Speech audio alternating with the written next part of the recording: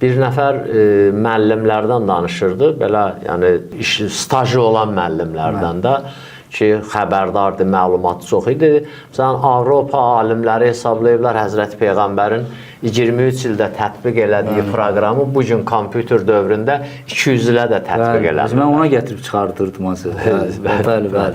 Yəni Allah Teala əslində bu nümunəni göstərir ki, yəni siz də belə əslində bütün məsumların şəraiti olsaydı və haqq əgər müdafiə olunsa, haqq çox sürətlə nəticə alacaq. Çox sürətlə.